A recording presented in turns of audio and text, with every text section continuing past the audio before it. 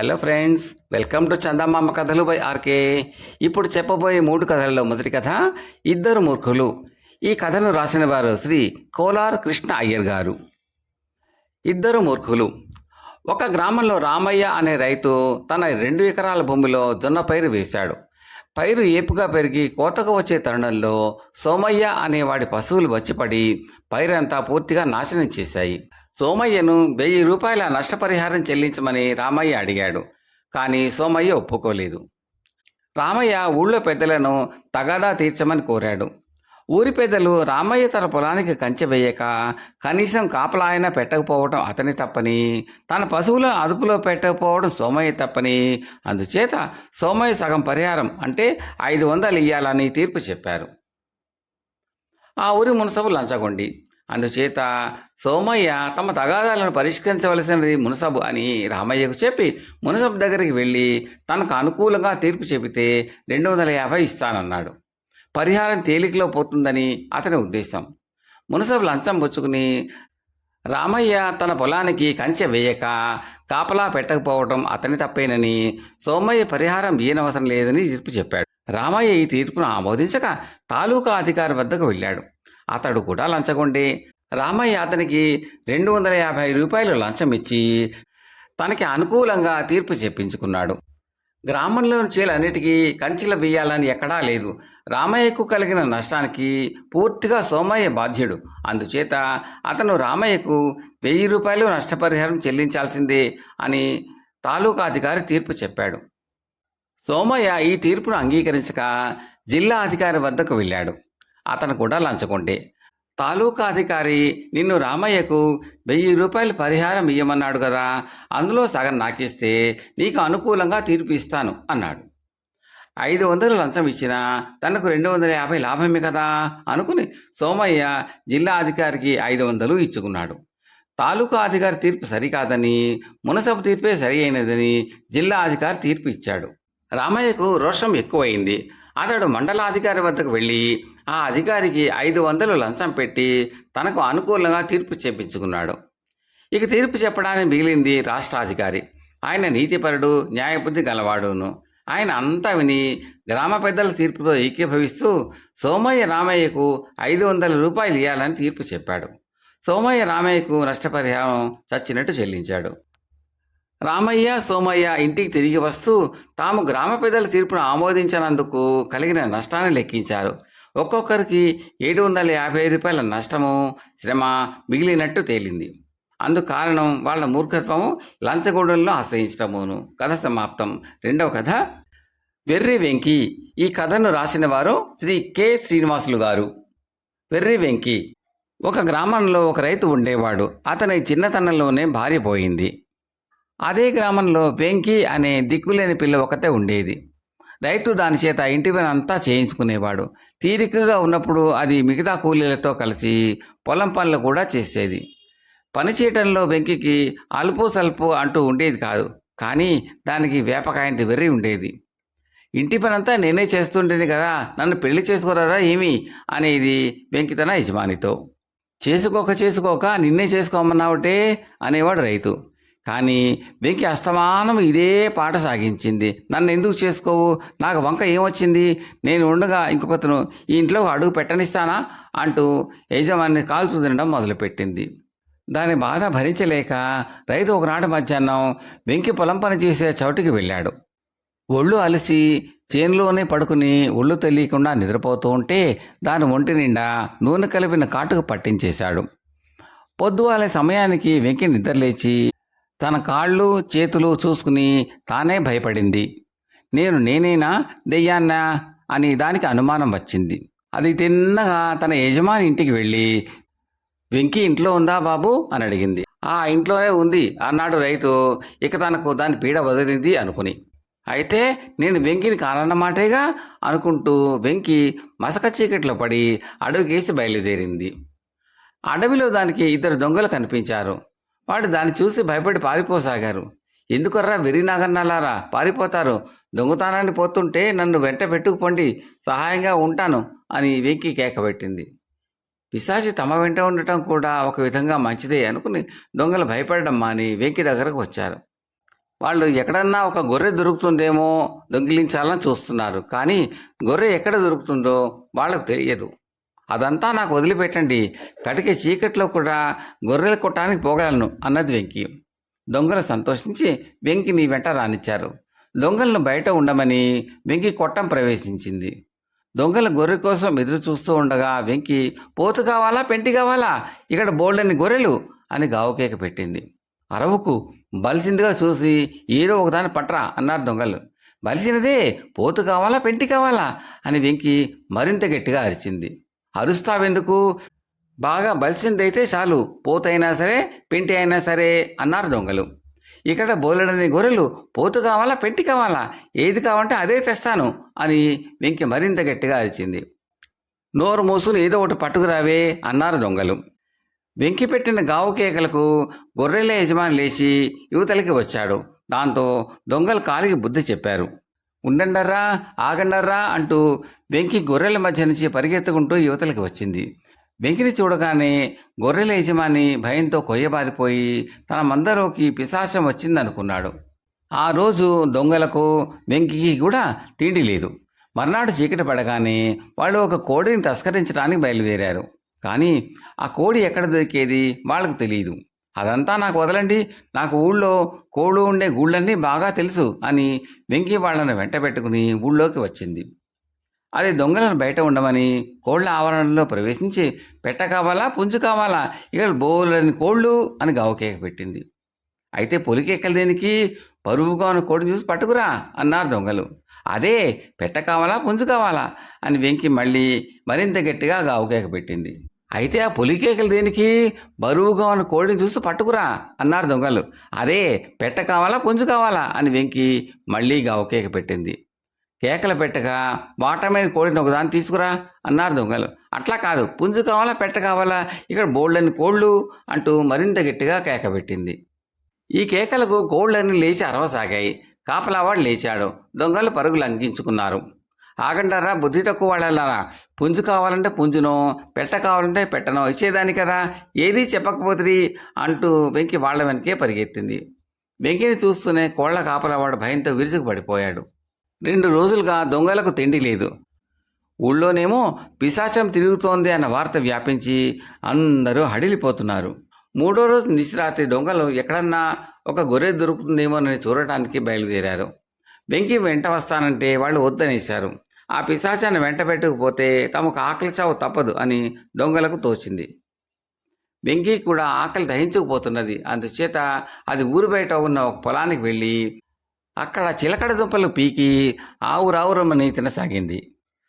పొలంలోనే గుడిసె వేసుకుని ఉంటున్న పొలందారు ఒక రాత్రి వేళ బయటికి వచ్చి చిలకడ దుంపలు పీకు తింటున్న వెంకిని చూసి దెయ్యం అనుకుని అప్పటికప్పుడే భూతవైద్యుడి ఇంటికి పరిగెత్తాడు.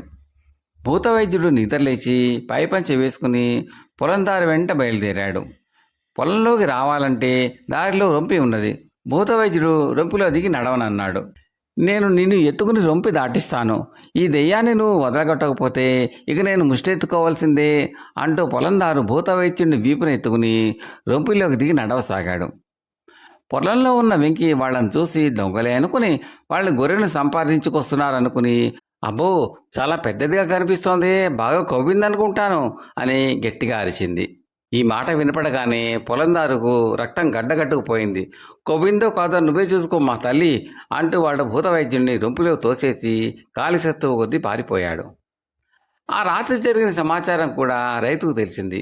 అతడికి వెంకయ్య చూసి చాలా జాలి వేసింది. అందుచేత అతను దానికోసం అంతటా వెతికి చక్కగా స్నానం చేయించి పురోహితుని పిలిపించి తానే పెళ్లి చేసుకుని సుఖంగా జీవించాడు. కథ సమాప్తం. 3వ కథ అపాత్రుడి దానం. ఇది బేతాళ కథ. పట్టువిడవని విక్రమార్కుడు చెట్టు వద్దకు తిరిగి వెళ్ళి శవాన్ని దింపి భుజాన వేసుకుని ఇంకొకసారి శ్మశానం కేసి మౌనంగా నడవసాగాడు. అప్పుడు శవంలో ఉన్న బేతాళుడు, రాజా, నీ దీక్ష చాలా గొప్పది, కానీ ఎంతో మంచి పని చేసేటప్పుడు కూడా దీక్ష గలవాడికి ఎటువంటి సమస్యలు ఎదురవుతాయో నీవు ఎరగవు. ఇందుకు తార్కాణంగా శీలయాజి అనేవాడి కథ చెప్తాను, శ్రమ తెలియకుండా విను అంటూ ఇలా చెప్పసాగాడు. పూర్వం గౌతమి నదీ తీరాన అభయగిరి అనే గ్రామంలో శీలయాజి అనే బ్రాహ్మణోత్తముడు ఉండేవాడు. ఆయన ఎంతో దయాస్వభావం కలవాడు. భగవద్భక్తి కలవాడు. ఆయనకు పెళ్ళి, సంసారము లేదు. కానీ కొంత ఆస్తి ఉన్నది. ఆ ఆస్తిని అనుభవించడానికి పిల్లలు లేరు గనక ఆయన తన జీవితం వెళ్లేలోపుగా అనేక సత్కర్మలు నిశ్చయించాడు. తనకున్న దానిలోంచి ఒక రామాలయము, దాని దగ్గరే ఒక పెద్ద సత్రము కట్టించాడు. ఆ రెండింటితో ఆయనకు గల డబ్బంతా అయిపోయింది. కానీ చేయవలసిన పనులు ఇంకా ఉన్నాయి. ఆలయంలో అర్చనలు చేయించాలి. సత్రంలో బస చేసే యాత్రికులకు భోజన సౌకర్యాలు కలిగించాలి. సత్రంలో ఒక వేద పాఠశాల, ఒక వైద్యశాల ఏర్పాటు చేయాలి. ఊళ్ళో పిల్లలకు ఒక బడి ఏర్పాటు చేయాలి. వీటన్నిటికీ డబ్బు కావాలి. అయితే శీలయాజి ముష్టెత్తడం ఇష్టం లేకపోయింది. అందుచేత ఆయన సత్రంలో ఒక దిబ్బెము, గుడిలో మరొక దిబ్బెము ఏర్పాటు చేయించాడు. ఒక చిన్న వివరణ: దిబ్బెము అంటే డబ్బులు వేసే హుండీ అండి. దీన్ని వేరు వేరు ప్రాంతాల్లో వేరు వేరు పేర్లతో పిలుస్తారు. దీన్ని కొన్ని చోట్ల హుండీ అని, మరికొన్ని చోట్ల డిబ్బి అని రకరకాల పేర్లతో పిలుస్తారండి. ఇక కథలోకి వెళ్దామా? సత్రానికి వచ్చిన యాత్రికులు, గుడికి రోజు వెళ్లే భక్తులు తమకు తోచింది తమంతట తామే ఆ దిబ్బాలలో వేసిపోతూ ఉండేవారు. గుడి కట్టించిన వేళ మంచిది. ఆ ఆలయంలో ఉండే శ్రీరామచంద్రమూర్తి కరుణా కటాక్షం వల్ల ఆ దేవుడికి మొక్కుకున్న వారికి చాలామందికి కోరికలు ఈడేరటం జరిగింది. ఆ ఆలయం ప్రఖ్యాతి పెరిగిన కొద్దీ సత్రంలో యాత్రికుల సంఖ్య, దిబ్బాలలో పడే మొత్తాలు పెరిగాయి. అయితే వాటితో పాటు ఖర్చు కూడా పెరిగింది. శీలయాజి తాను చేయదలసిన సత్కార్యాలన్నీ చేయలేకుండా ఉన్నాడు. ఏమండి శీలయాజి గారు, వేద పాఠశాల ఎప్పుడు ప్రారంభిస్తారు? వైద్యశాల ఇంకా ప్రారంభించలేదేమి అని ఎవరన్నా అడిగితే ఆయన ఏం చేసేది, ఇంకా రాముడి దయ కలగలేదు మరి అనేవాడు. ఇంతలో ఒకరోజు గుడి దిబ్బెన్లు ఎవరో 5,000 వరహాలు పసుపు గుడ్డల్లో మూట కట్టి పడేశారు. అది చూసి శీలయాజి దిగ్భ్రమ చెందాడు. అభయగిరి గ్రామంలో కొంతమంది ధనికులు ఉన్నారు. వారు 100-200 ఇవ్వడం కద్దు. అయితే అంత పెద్ద మొత్తాలు ఇవ్వదలిచినప్పుడు వారు నేరుగా శీలయాజికి తెచ్చి ఇచ్చేవారు. కానీ దిబ్బెన్లో వేసి తాము రహస్యంగా ఉండడం ఎన్నడూ జరగలేదు. 5,000 తెచ్చి దిబ్బెన్లో ఎవరు వేసినట్టు? వాళ్ళు రహస్యంగా ఉండడానికి కారణం ఏమిటి? వాళ్ళు రహస్యంగా ఉండదలిస్తే తాను వారి గురించి ఆచూకీ తీయడం బాగుండదని శీలయాజి ఈ డబ్బు గురించి ఎవరికీ చెప్పలేదు. ఆ 5,000 గుడి దిబ్బెనలో పడింది గనక దాన్ని ఆయన గుడికే వినియోగించాలనుకున్నాడు. అందులో కొంత అర్చకుడి ఇంటి మరమ్మతులకు ఖర్చు చేసి మిగతాది పెట్టి స్వామివారికి చిన్న బంగారు తొడుగు చేయించాడు. స్వామివారిని చూసి సంతోషించిన వారు లేరు. మరికొంతకాలం గడిచాక సత్రం దిబ్బెనలో 2,000 వరహాల మూట కనబడింది. శీలయాజి ఆశ్చర్యం రెట్టింపైంది. ఊళ్ళో ఎవరో ఇంత డబ్బు తనకు ఇస్తున్నారు, కానీ ఎవరైంది తెలియకపోవటం చేత శీలయాజి తన కృతజ్ఞత తెలుపుకోవడానికి కూడా చాతకాని స్థితిలో ఉండిపోయాడు. వేద పాఠశాల ఆరంభమైంది. ఊళ్ళో అందరూ శీలయాజిని మెచ్చుకుని వెళ్ళిపోయారు. తనతో మాట్లాడిన వారందరినీ కూడా శీలయాజి శ్రద్ధగా పరికించాడు. కానీ ఒక్కరి మీద అనుమానం పోలేదు. ఒకవేళ రాముడే తనకి డబ్బిస్తున్నాడా అని కూడా ఆయనకు అనుమానం కలిగింది. ఈ విధంగా ఆలోచించిన కొద్దీ ఇదే నిజమేనేమో అనిపించింది. రాముడు ఏ రూపంలో వచ్చి తనకు ఈ డబ్బు ఇచ్చాడో చూడాలనిపించి, ఏ రూపంలోనైనా దేవుడిని చూసి తరించాలన్న కోరిక తీవ్రంగా కలిగింది శీలయాజికి. అందుచేత ఆయన రాత్రి వేళలప్పుడు తన ఇంటి కిటికీ దగ్గర మేలుకుని కూర్చుని సత్రం ఆవరణలోకి, గుడి ఆవరణలోకి చూడసాగాడు. 1 నెల గడిచింది. వింత ఏమీ జరగలేదు. తాను చూస్తూ ఉండగా భగవంతుడు రాడని శీలయాజికి ఆశాభంగం కలిగింది. కానీ ఇంతలోనే ఒక రాత్రి ఆయన ఎదురు చూస్తున్న దృశ్యం కనబడింది. చీకటిలో ఎవరో సత్రం కేసి వెళ్ళారు. ఆ మనిషి చేతిలో ఒక మూట ఉన్నది. ఆ మనిషి దిబ్బెన్ దగ్గర వెళ్ళి అటు ఇటు చూసి మూటను దిబ్బెన్లో పడేసి గబగబా అక్కడి నుంచి వెళ్ళిపోయాడు. శీలయాజి ఆ మనిషిని గుర్తించగలిగాడు. వాడు గూడెంలో ఉండే దొంగ రాముడు. శీలయాజి గుండె దడదడా కొట్టుకున్నది. ఆయన సప్పున బయటికి వచ్చి రాముడిని వెంబడించసాగాడు. ఊరు దాటి గూడెం సమీపానికి రాగానే శీలయాజి, ఒరే రాముడు ఆగు అంటూ పెద్దగా కేకవేశాడు. రాముడాగి, తమరా బాబయ్య, దండాలండి అన్నాడు. నువ్వు దిబ్బెన్లో డబ్బు వేయటం చూశాను, ఎక్కడిదిరా నీకు ఆ డబ్బు అని శీలయాజి రాముడిని నిలదీసి అడిగాడు. మొదట వాడు తనకేమీ తెలియదన్నాడు. కానీ చివరకు వాడు ఆ డబ్బు తాను దొంగిలించినట్టు ఒప్పుకున్నాడు. బాబు, 2 నెలల కిందట పిల్లిశెట్టి గారింట 10,000 దొంగిలించాను బాబు. వారికేమీ చాలా డబ్బున్నది, ఖర్చు తక్కువ, పిసిన కొట్టు. మీ వంటి వారు మంచి పనులు చేస్తామంటే ఇవ్వరు. ఇంత డబ్బు నేను మాత్రం ఏం చేసుకోను బాబు. అందుకని అప్పుడు కాస్త దిబ్బెనలో వేశాను. బాబు మీకు పుణ్యం ఉంటుంది, నన్ను మాత్రం బయట పెట్టకండి బాబు అని వేడుకున్నాడు రాముడు. నువ్వు మహాపాతకుడివిరా, దొంగతనం చేయటం ఒక తప్పు, ఆ పాపిష్టి సొమ్ము తీసుకువచ్చి పవిత్రమైన దిబ్బెనలో వేయటం ఇంకో తప్పు. ఆ డబ్బుతో స్వామివారికి తొడుగు చేయించాను, వేద పాఠశాల పెట్టించాను, అపచారం, చచ్చి నరకానికి పోతాను, దీనికి ఏదైనా ప్రాయశ్చిత్తం చేసుకోవాలి అంటారా డబ్బు అని శీలయాజి విలవిల్లాడాడు. అంత పని చేయకండి బాబు, మధ్యాహ్నం డబ్బేం చేసింది, పాపం చేసిన వాడిని నేను, డబ్బు నాది కాదు కదా, పిల్లి చెట్టి గారిది కదా అన్నాడు అంటానని రాముడు వణికిపోతూ. అన్నట్టు ఆ పిల్లి చెట్టు దగ్గర అంత డబ్బు ఉందా? 10,000 నువ్వు ఎత్తుకుపోతే మాట మాత్రం కూడా పైకి పొక్కక తేలికూడ నొగల ఊరుకున్నాడే అన్నాడు శీలయాజి ఆశ్చర్యంగా. ఆయన దగ్గర 10,000 ఏమిటండి, 1,00,000 వరాల పైన నగదుండేదా బాబు. 10,000 పోయిందని చెబితే మిగిలింది దక్కనిస్తారా బాబు? దొంగలైనా కాజేస్తారు, రాజన్నా కాజేసుకుపోతాడు. అందుకనే ఉలక్కుండా ఉన్నాడు పిల్లిశెట్టి. మీరు ఈ సంగతి బయట పెట్టకండి బాబు అన్నాడు రాముడు. పిల్లిశెట్టితో అంతా చెప్పేస్తాను, నీ దిక్కుమాలిన డబ్బు మూలాన నేను నరకానికి పోలేను అన్నాడు శీలయాజి. బాబా ఓ దిబ్బెనలో 2,000 వేశాను, ధర్మవేద్యశాల పెట్టించండి, నన్ను కాపాడండి. ఆయన డబ్బు పోయిన పిల్లిశెట్టికే లేని విచారం మీకెందుకు? దేవుడికి బంగారపు తోడు వేయిస్తే కళ్ళ పండగగా ఉందిట, పాపిష్టవాణ్ణి, నాకే ఇది చూసే యోగ్యత లేదు అన్నాడు రాముడు. నాకు మతిపోతున్నది, నాకేమీ ఆలోచన పోవటం లేదు, ఏం చేయాలో ఆలోచించాలి, నువ్వు వెళ్ళు అంటూ శీలయాజి ఇంటికి తిరిగి వచ్చాడు.